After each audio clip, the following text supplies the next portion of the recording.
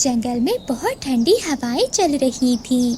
ऐसी ठंडी हवाओं से मानो चिड़िया अपने घर में बैठी बहुत परेशान थी, क्योंकि उसके घर की खिड़की भी टूटी हुई थी और घर की दीवार में भी छेद थे। मामा, मुझे बहुत ठंड लग रही है। मीना बेटी, आप मेरे पास आ जाओ, मैं आपको अपने पंखों में छुपा लेती हूँ। फिर चिड़िया की बेटी अपनी मम्मा के पंखों में छुप जाती है। उनके पड़ोसी कपों का घर अच्छे से बना हुआ था। कपा और कपी अपने घर में बहुत आराम से बैठे हुए थे। बादल जी, वो छोटी चिड़िया तो ठंड से मर रही होगी। हाँ बिजली, उसका घर तो टूटा हुआ भी है और बहुत कमजोर भी है। अगर ऐसे ही जंगल में ठंडी हवा चलती रही तो वो छोटी चिड़िया और उसकी बेटी मीना तो ठंड से ही मर जाएंगी। वो पति पत्नी बैठे ऐसी बातें कर रहे थे कि उनके दरवाजे पर दस्तक होती है। कौन है बाहर? मैं हूँ मानो चिड़िया, आपकी पड़ोसन। बिजली बहन, आज की रात मुझे अपने घर में आ लेने दे। मेरी बेटी मीना को बहुत ज्यादा ठंड लग रही है। ना बिजली, इसे अपने घर में ना आने देना। इसकी बेटी सारी रात चूं चूं करेगी। ऐसे हमारे जुगनू की नींद भी खराब होगी। ना भी चिड़िया, मेरा बेटा सो रहा है। अगर मैंने दरवाजा खोला तो हमारा घर भी ठंडा हो जाएगा और मेरे बेटे को ठंड लग जाएगी। बिजली बहन, मैं विनती करती हूँ आपकी, मुझे आज की रात अपने घर में रह लेने दो। एक बार सुना नहीं, चल भाग यहाँ से। बड़ी आई पड़ोसन हमारी। चिड़िया नाराज होकर अपनी बेटी को लेकर वापस अपने घर में चली जाती है। अगली सुबह हो जाती है। चिड़िया अपनी बेटी को लेकर धूप में बैठी हुई थी। मीना बेटी, आज की रात तो गुजर गई, लेकिन आने वाली रात के लिए हमें कुछ न कुछ तो करना होगा। मामा, क्यों न हम अपनी खिड़की और दीवार पर केले के पत्ते लगा लें, ऐसे हम ठंडी हवा से बच सकेंगे। हाँ मीना बेटी, आइडिया तो अच्छा है आपका। केले के पत्ते बड़े होते हैं और मजबूत भी होते हैं, मगर हम केले के पत्ते लेंगे कहाँ से? मामा, मैंने देखा है केले का पेड़ नदी के पास है केले का पेड़। फिर मानो चिड़िया अपनी बेटी को लेकर नदी पर जाती है और वो अपनी चोंच से केले के पत्ते तोड़ने लगती है और उसकी बेटी मीना उन पत्तों को एक जगह इकट्ठे कर रही थी। मीना बेटी, आज के लिए इतने पत्ते ही काफी हैं। आज हम खिड़की और सामने वाली दीवार पर पत्ते लगा लेते हैं, बाकी का काम हम कल करेंगे। फिर वो माँ बेटी केले के कुछ पत्ते लेकर वापस अपने घर लौट जाती हैं। घर जाकर मम्मा चिड़िया सबसे पहले टूटी हुई खिड़की पर केले के पत्ते लगाती है और फिर सामने वाली दीवार के छेद पर। ऐसे काम करके वो माँ बेटी थक जाती हैं और फिर रात भी हो जाती है। आज उन्हें ठंड गुजरी हुई रात से थोड़ी लग रही थी। दूसरे दिन वो माँ बेटी फिर से वही काम करती हैं। वो केले के पत्ते ला कर अपने घर के बाहर भी लगाती हैं। ऐसे वो शाम तक अपने घर को केले के पत्तों से मुरम्मत कर लेते हैं। मीना बेटी, अब हम सूखी घास भी इकट्ठी कर लेते हैं, ऐसे हमारे घोंसले भी गर्म रहेंगे। लेकिन मम्मा, सूखी घास कहाँ से मिलेगी? पहाड़ों के पास है सूखी घास। ऐसे वो माँ बेटी सूखी घास लेने चली जाती हैं। बादल, चिड़िया ने तो अपने घर की मुरम्मत केले के पत्तों से कर ली है। हाँ बिजली, चिड़िया को अभी ये नहीं मालूम कि जंगल में बारिश भी होनी है। बारिश के साथ साथ जब ओले गिरेंगे तो वो ठंड से जरूर मरेगी। बादल जी, हम ठंड के दिनों में क्या करेंगे? हम घर में सूखी लकड़ियाँ इकट्ठी कर लेते हैं। उन दिनों में आग जलाकर अपने घर में आराम से रहेंगे। फिर वो पति पत्नी सूखी लकड़ियाँ इकट्ठी करने लगते हैं। वो अपने घर के करीब से सारे सूखे हुए पेड़ काट लेते हैं और उन लकड़ियों को उठा कर अपने घर में ले आते हैं। बिजली, अब बस कर जाओ, अब तो घर में जगह भी नहीं बची। बादल जी, 2-4 और लकड़ियाँ ले आते हैं, कहीं ऐसा ना हो कि कोई और पक्षी ले जाए। ऐसे वो लालच में आकर कुछ और लकड़ियाँ भी अपने घर में रख लेते हैं। रात हो जाती है। मानो चिड़िया अपने घोंसले में अपनी बेटी मीना के साथ बैठी हुई थी। उनकी लगातार मेहनत से उनका घर अब ठीक हो गया था। अब तो चिड़िया के घर में थोड़ी भी हवा नहीं आ रही थी। मामा, हमारी मेहनत अब हम ठंड से बच जाएंगे। फिर वो कौवा और कभी भी अपना घोंसला उन्हीं लकड़ियों के ऊपर रखकर बैठ जाते हैं कि अचानक एक आवाज आती है। जिस शाख पर उनका घर था वो टूटकर नीचे गिर जाती है और साथ में कौवों का घर भी। भारी लकड़ियों के बोझ से उनका घर नीचे गिरकर टूट जाता है। बादल और बिजली अपने बेटे को लेकर बाहर आते हैं। वो बच तो जाते हैं लेकिन ठंडी हवा उन्हें जमा रही थी। बादल जी, बारिश और ओले हो ना हो, लेकिन ये लकड़ियाँ तो हमें ले डूबी। मैंने तुमसे कहा भी था कि ज्यादा लकड़ियाँ ना लाओ। तुम भी तो मेरी एक नहीं सुनती हो। वो छोटी चिड़िया तो अपने घर में मजे से सो रही होगी। अब तुम कहाँ जा रहे हो बादल? मैं तो जा रहा हूँ चिड़िया की विनती करने। हो सकता है वो मुझे माफ कर दे और अपने घर में रहने दे। रुको बादल, मैं भी चिड़िया बहन से सॉरी कर लूंगी। ऐसे वो बड़े बड़े कौवे कमजोर चिड़िया के घर जाते हैं और वो चिड़िया से माफी मांगते हैं। चिड़िया उन्हें अपने घर में रख लेती है। बिजली कभी उड़ती हुई जा रही थी कि उसे रास्ते में कबूतर बैठा दिखाई देता है। वो तुरंत कबूतर के पास जाती है। कबूतर भैया, तुम यहाँ मजे से बैठे दाना खा रहे हो और वहाँ तुम्हारे बेटे किक्की को चील उठा कर ले गई है। बिजली, सच बताओ। भला मुझे क्या जरूरत है झूठ बोलने की? बंटी कबूतर अपना दाना वहीं छोड़कर जल्दी से अपने घर की ओर भागता है। शरारत करना कोई मुझसे सीखे। झूठ बोलकर मुफ्त का दाना मिल गया है। कैसे बेवकूफ बनाया इस गंदी आंखों वाले को। किकी बेटा, आप ठीक तो हो ना? हाँ बाबा, मैं तो ठीक हूँ। मैं तो घर के बाहर बैठा आपका इंतजार कर रहा था। उस दुष्ट कपी ने तो मेरी जान ही निकाल दी। उसने मुझसे कहा कि मेरे बेटे किक्की को चील उठा कर ले गई है। बाबा, आप शांत हो जाएं। ऐसा कुछ भी नहीं है। जरूर कभी आंटी ने मजाक किया होगा। आज तो बहुत भूख लग रही है, चलो चलकर देखती हूँ, कोई शिकार मिल ही जाएगा। ऐसा सोचकर बिजली कभी अपने घर से निकलती है। वो उड़ती हुई जा रही थी कि उसे एक पेड़ के नीचे चिड़िया बैठी दिखाई देती है। चिड़िया पेड़ के नीचे बैठी मीठा फल खा रही थी। चिड़िया बहन, किसी ने तुम्हारे घर को आग लगा दी है। क्या बिजली, ये तुम क्या कह रही हो? मैंने तो अपना घर कल ही बहुत मेहनत से बनाया था। किसने जला दिया मेरा घर? चिड़िया जल्दी से अपने घर की ओर भागती है। वो उड़ते उड़ते एक पेड़ से टकराकर नीचे गिर जाती है, लेकिन वो फिर से उड़ती है और अपने घर की ओर भागती है। मीठा फल बस बिजली ही खा सकती है, क्योंकि मैं हूँ जंगल की सबसे अक्लमंद और चालाक कवि। बिजली कभी चिड़िया का मीठा फल खाती है और वहाँ से चली जाती है। अरे ये क्या, मेरा घर तो ठीक है, लेकिन बिजली ने मुझसे झूठ क्यों बोला? चिड़िया ऐसे बैठी हुई थी कि तभी वहाँ कबूतर आ जाता है। अरे चिड़िया बहन, क्या हुआ? तुम्हारा ये पंख कैसे घायल हो गया? क्या बताऊँ कबूतर भैया, मैं तो पेड़ के नीचे बैठी मीठा फल खा रही थी। तभी उस दुष्ट कवि ने मुझसे कहा कि मेरा घर जल गया है, तो जल्दी में आते आते मैं एक पेड़ से टकरा गई। ऐसा ही मजाक उस काली कपी ने मेरे साथ भी किया था। हम छोड़ेंगे नहीं उसे, हम बदला लेंगे। नहीं कबूतर भैया, लड़ने की कोई जरूरत नहीं है। हम बिजली कपी को भी उसी की तरह उल्लू बनाएंगे और चीलदी से पिटाई करवाएंगे। फिर चिड़िया अपनी सारी योजना कबूतर को बताती है। शाम के बाद चिड़िया कपी के घर के पास जाती है और उसके घर के बाहर बैठकर गुलाब जामुन खाने लगती है। चिड़िया, तुमने ये गुलाब जामुन कहाँ से लिए? थोड़े से मुझे भी दे दो। नाना, मैं तो ये मिठाई बहुत मुश्किल से लाई हूँ। ये तो चीलदी गुलाब जामुन बांट रही है। क्या चील गुलाब जामुन बांट रही है? लेकिन किस खुशी में? बिजली, बात तो दुख की है, लेकिन जमाने के भी उल्टे रिवाज हैं। चील की माँ मर गई और चीलों में ये रस्म रिवाज है कि उनकी माँ के मरने पर पक्षियों में गुलाब जामुन बांटते हैं।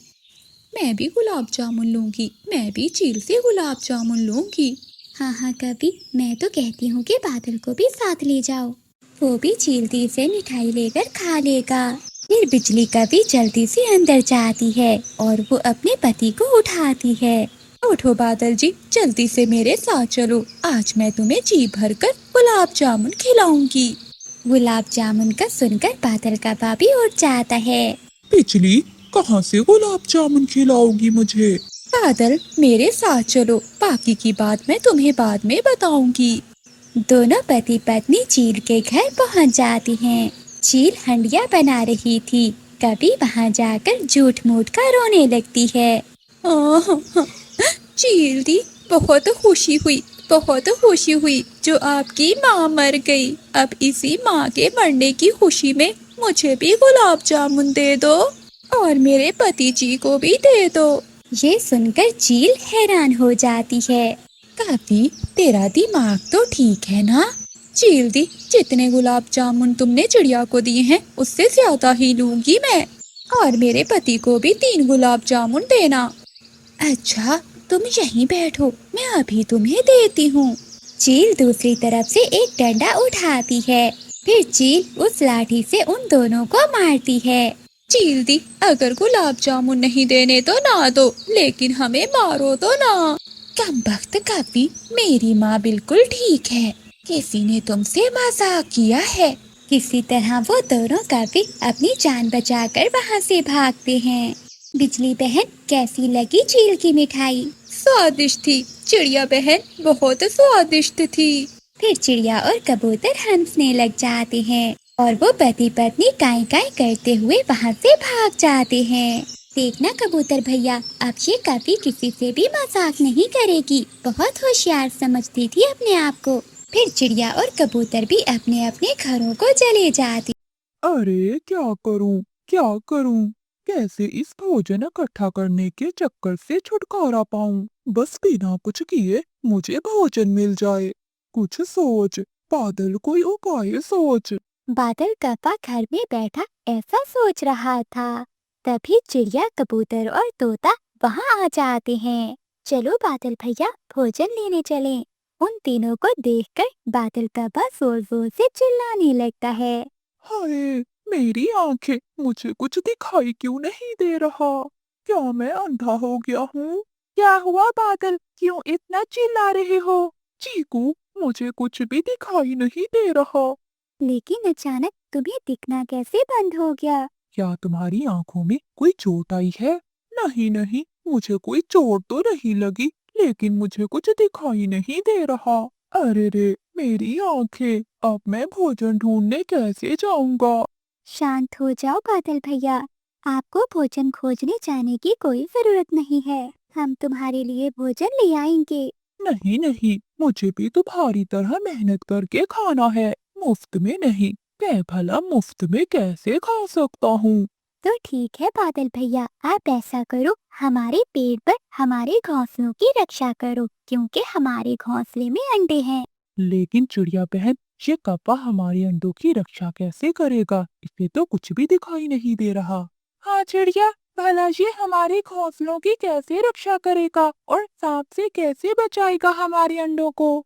हमें तो पता है कि बादल भैया को कुछ भी दिखाई नहीं दे रहा, लेकिन उस जालिम सांप को ये थोड़ी ना मालूम है।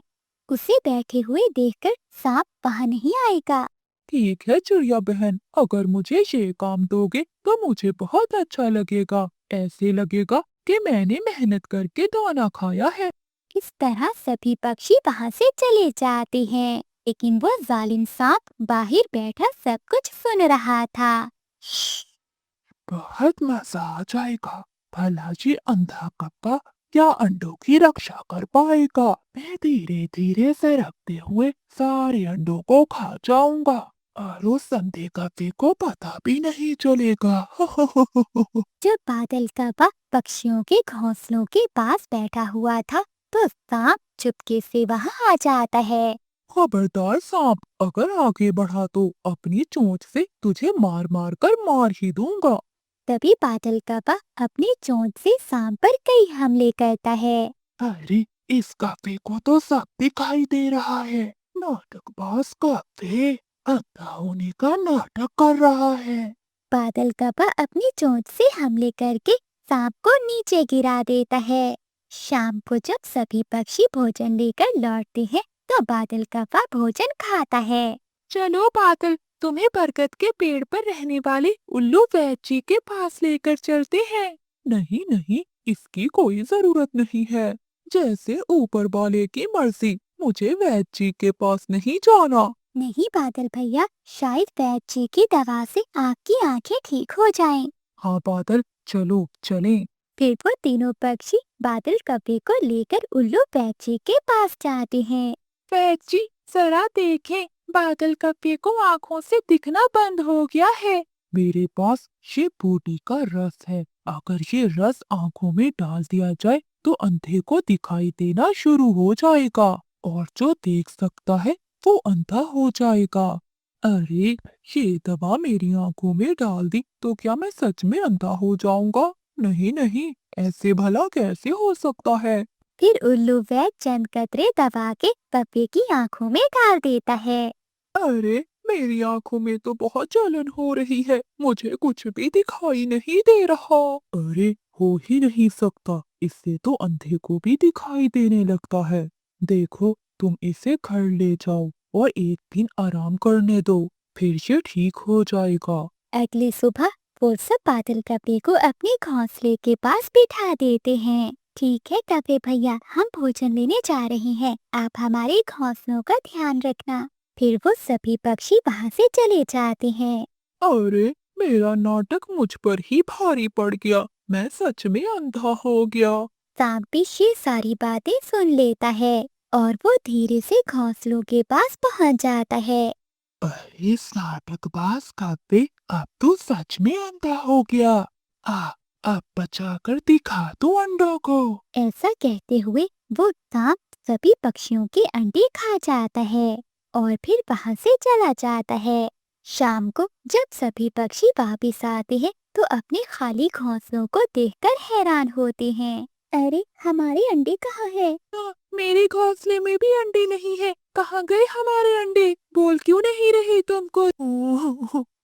मुझे माफ कर दो पक्षियों, मेहनत ना करनी पड़े इसलिए मैंने अंधे होने का नाटक किया, और देखो अब मैं सच में अंधा हो गया। वो जालिम सांप सभी के अंडों को खा गया।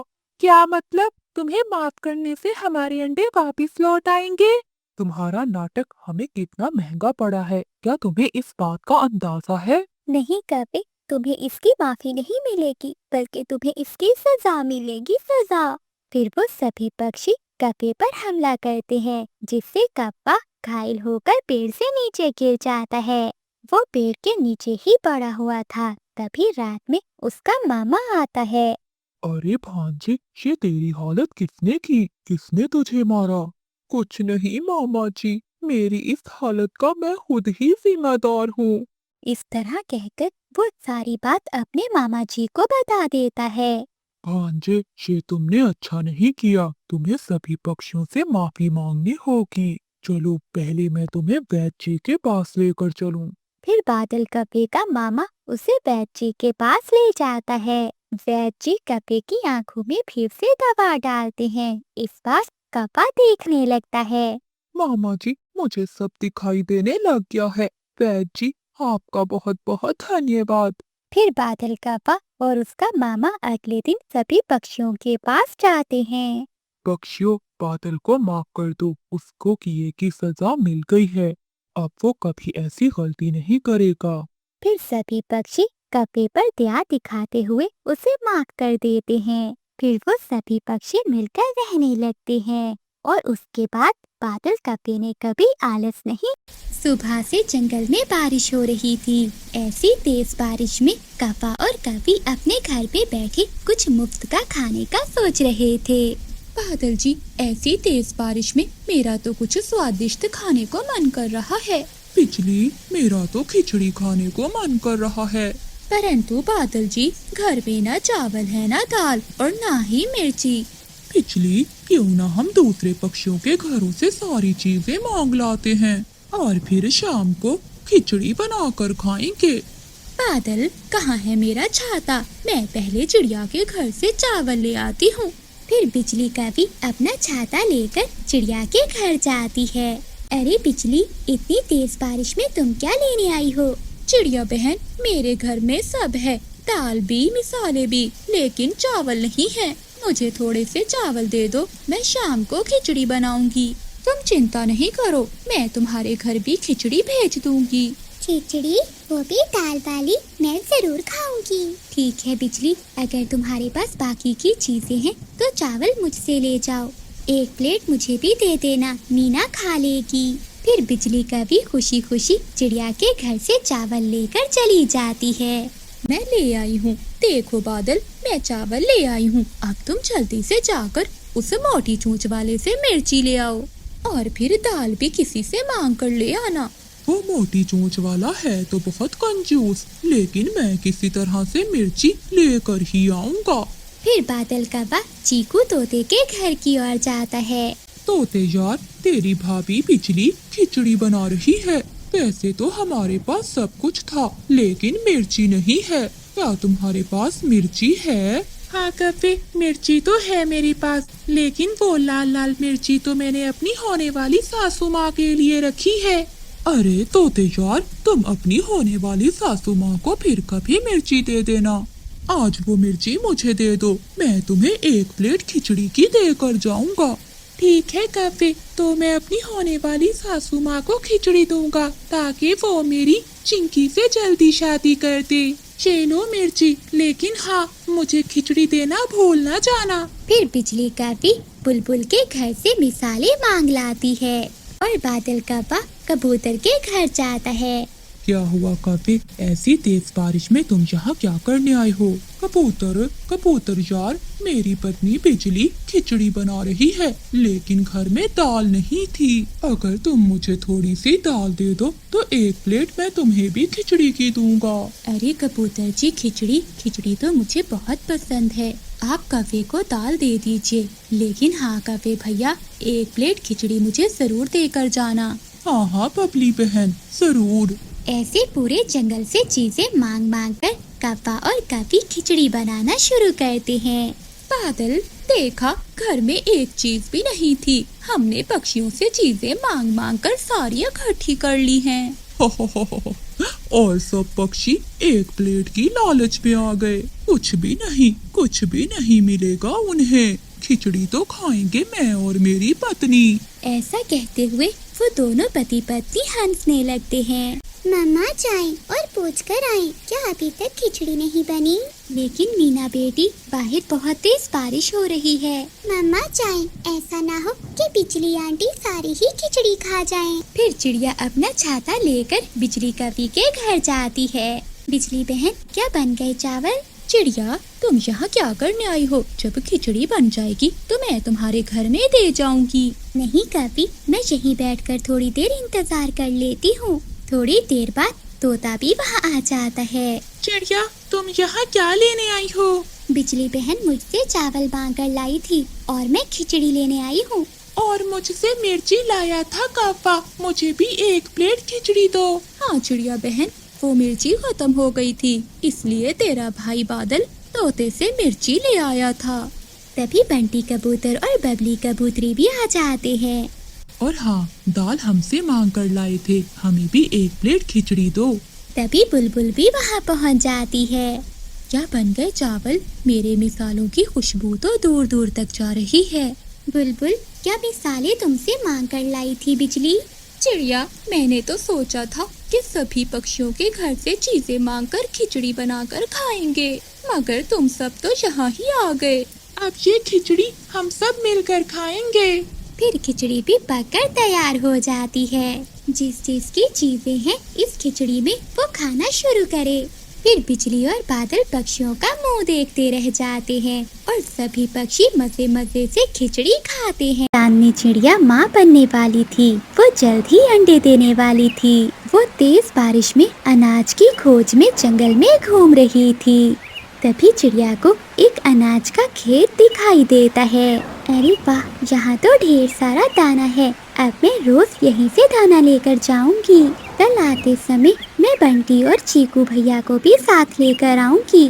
चिड़िया ऐसे बैठी हुई थी कि उसके पेट में दर्द होने लगता है। अरे बाप रे, ये क्या हो रहा है? मेरे पेट में दर्द क्यों शुरू हो गया? बुलबुल डॉक्टर ने तो 5 दिन का समय दिया था अभी। लगता है अब मुझे घर जाना होगा।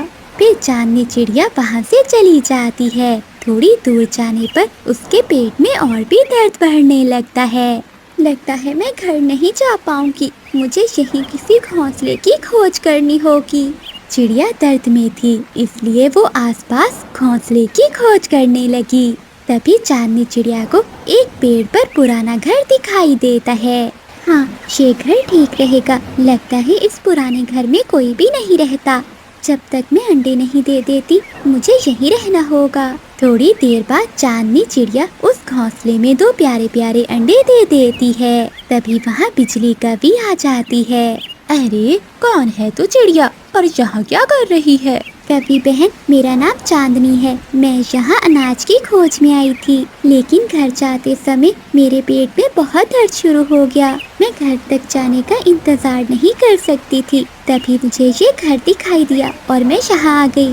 अरे छोटी चिड़िया, एक तो तूने मेरा घोंसला छीन लिया और ऊपर से मेरे घोंसले में अंडे भी दे दिए। कवि बहन, मुझे माफ कर दीजिए। मुझे नहीं पता था कि ये घोंसला आपका है। मेरे बच्चे बाहर आने तक क्या आप मुझे यहाँ रहने देंगी? अरे वाह, बढ़िया ही यहाँ रहने वाली। अगर मैंने तुझे अपना घर दे दिया तो मैं कहाँ रहूंगी? ऊपर से बारिश का मौसम चल रहा है। सुन ले चिड़िया, तू अभी अपने अंडे उठा और चली जा यहाँ से, नहीं तो मैं तेरे अंडे नीचे फेंक दूंगी। पहले ही जंगल में शिकारी चीलें घूम रही हैं। मैं किसी और मुसीबत में नहीं पड़ सकती। नहीं नहीं कवि बहन, आप ऐसा ना कीजिए। मैं अपने अंडे लेकर चली जाती हूँ। लेकिन कवि बहन, मैं अपने दोनों अंडे एक साथ नहीं लेकर जा सकती। मैं अभी अपना एक अंडा ले जाती हूँ और बाद में दूसरा ले जाऊंगी। ठीक है, जाओ, लेकिन जल्दी करना। मेरे घर पर मेहमान आने वाले हैं। उनके आने से पहले तू अपने दोनों अंडे लेकर यहाँ से चली जा। बेचारी चांदनी चिड़िया चाहती तो वो कवि की एक बात भी ना सुनती, लेकिन वो क्या करती, वो अपने अंडों को लेकर बहुत मजबूर थी। फिर वो अपना एक अंडा उठाती है और वहाँ से चली जाती है। अच्छा ही हुआ मैंने सुबह ये घोंसला देख लिया था। मुझे तो बना बनाया ही घर मिल गया। क्या पता ये किसका घोंसला है। अब वो छोटी चिड़िया इस अंडे को भी ले जाए और फिर आराम से सोऊंगी मैं। बिजली कवि वहाँ पर बैठी हुई थी कि तभी वहाँ एक शिकारी चील आ जाती है। अरे ओ पापी, तू मेरे घोंसले में क्या कर रही है? चील, वो मैं, मेरे पेट में दर्द हो रहा था। मजबूरी में अंडा देने के लिए मुझे यहाँ आना पड़ा। मुझे माफ कर दीजिए। मैं अपने अंडे को लेकर अभी यहाँ से चली जाती हूँ। अब तू कहीं नहीं जा सकती काफी। मैं इस घोंसले में अपने मारे हुए शिकार रखती हूँ। रोज तुम जैसे पक्षी मेरे इस घोंसले में ठहरने के लिए आते हैं। अगर एक बार कोई पक्षी यहाँ आ गया तो वापस नहीं जाता। अभी मुझे ज्यादा भूख तो नहीं है। पहले मैं तेरे अंडे को खाऊंगी और फिर रात में तुझे खाऊंगी। फिर शिकारी चील बिजली कवि को घर में बंद करके वो अंडा लेकर वहाँ से चली जाती है। वो चील अंडा लेकर जा रही थी कि तभी उसे सामने एक और चील आती हुई दिखाई देती है। अरे ये बिन बुलाई मेहमान मेरी और क्या करने आ रही है? मुझे ये अंडा छुपाना होगा, नहीं तो ये अंडा मुझसे लेकर खा लेगी। फिर चील वहाँ से दूसरी दिशा में मुड़ जाती है और वो उस अंडे को एक पेड़ की खोखर में ले जाती है। उस पेड़ की खोखर में पहले भी बहुत अंडे थे। वो चील वहाँ अंडा रख कर चली जाती है। थोड़ी देर बाद चांदनी चिड़िया वापस आ जाती है। वो दरवाजे की कुंडी खोलकर अंदर जाती है। क्या हुआ कवि बहन, मेरा अंडा कहाँ है? मुझे माफ कर दो चिड़िया, वो शिकारी चील तुम्हारा अंडा लेकर चली गई। मैंने तो तुम्हें पहले ही बताया था कि इस जंगल में शिकारी चीलें घूमती हैं। जिस बात का डर था वही हो गया। चिड़िया कर तो कुछ नहीं सकती थी, वो रो रही थी। फिर वो चुपचाप अपने घर की ओर चली जाती है। अरे बहुत तेज बारिश है। मैं ऐसा करता हूँ, उस पेड़ की खोखर में थोड़ी देर रुक जाता हूँ। फिर चीकू तोता उसी पेड़ की खोखर में चला जाता है जहाँ शिकारी चील ने अंडा रखा था। वो खोखर में जाकर बहुत डर जाता है। अरे ये मैं कहाँ आ गया? लगता है ये किसी शिकारी चील की खोखर है। तभी तो यहाँ बहुत सारे अंडे टूटे हुए पड़े हैं और यहाँ ढेर सारे अंडे भी हैं। लगता है शिकारी चील ने अंडे खाने के लिए ही रखे होंगे। अरे ये क्या, ये तो हमारा अंडा है जो कल हमारे घोंसले से चोरी हो गया था। मैं अपना अंडा लेकर यहाँ से चला जाता हूँ। फिर मिठू तोता अपना अंडा लेकर वहाँ से चला जाता है। चांदनी चिड़िया अपने घर में बैठी हुई थी कि तभी चिंकी तोती आ जाती है। क्या हुआ चांदनी बहन, आप ऐसे क्यों रो रही हो? फिर चांदनी चिड़िया सारी बात बताती है। क्या बताऊं चिड़िया बहन, कल मेरा भी एक अंडा चोरी हो गया था। लगता है वो अंडा भी शिकारी चील ही चुरा कर ले गई होगी। तभी वहाँ पर बुलबुल भी आ जाती है। बुलबुल बहन, आप क्यों रो रही हैं?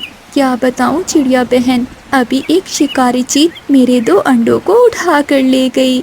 इतने सालों बाद तो मैं माँ बनने वाली थी। तभी चीकू तोता चिड़िया के घर आता है। चीकू जी, ये तो हमारा अंडा है, ये आपको कहाँ से मिला?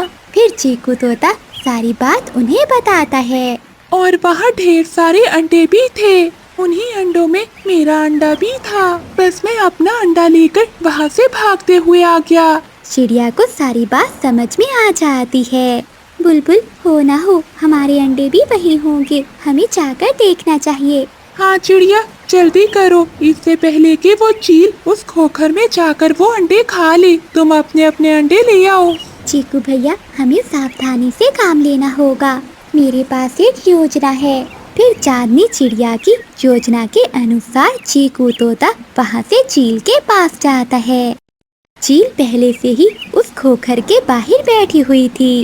अरे वाह, सुनहरी चील ने मुझे अंडों के बदले में कितना सारा भोजन दिया है। ये तोता कौन सी अंडों की बातें कर रहा है, जरा जाकर पूछती हूँ। अरे तोते, कौन से अंडे?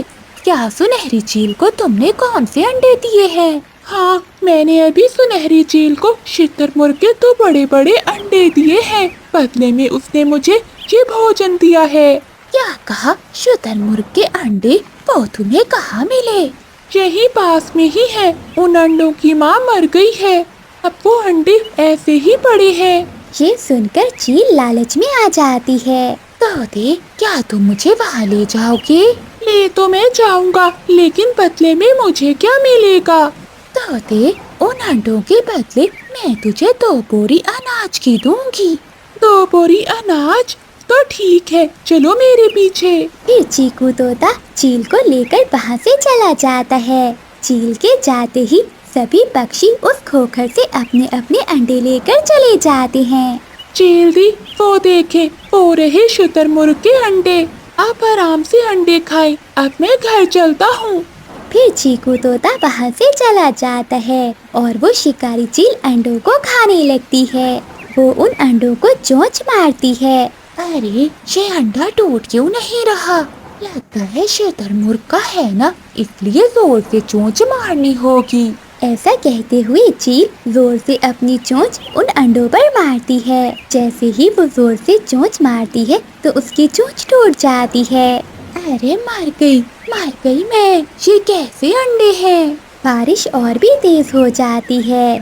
पक्षियों ने जो रंग उन अंडों पर किया था वो सारा उतर जाता है। अरे, ये तो पत्थर के अंडे हैं। लगता है उन पक्षियों ने मुझे बेवकूफ बनाया है। नहीं छोड़ूंगी मैं उन्हें। इधर चिड़िया को अपना खोया हुआ अंडा भी मिल जाता है और बुलबुल को भी अपने अंडे मिल जाते हैं।